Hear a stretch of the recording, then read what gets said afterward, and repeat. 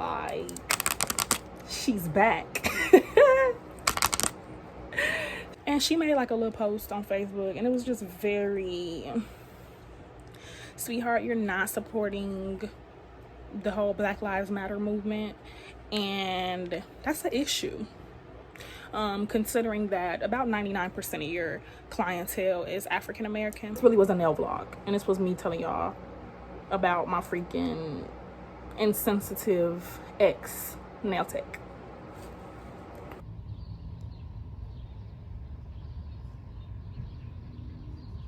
These are the nails. We love to see it, do we not? Super duper cute.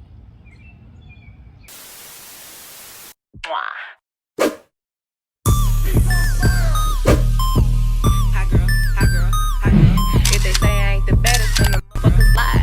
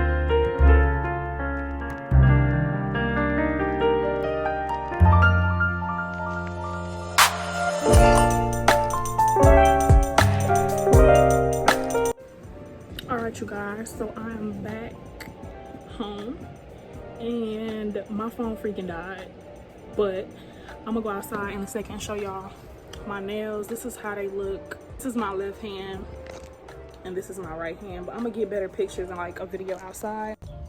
Okay, so I just came outside so I can show y'all. That look ashy. Hold on, we finna put some lotion on and come right back. Okay, now we can try it again. These are my birthday nails. Super duper cute. This is my left hand.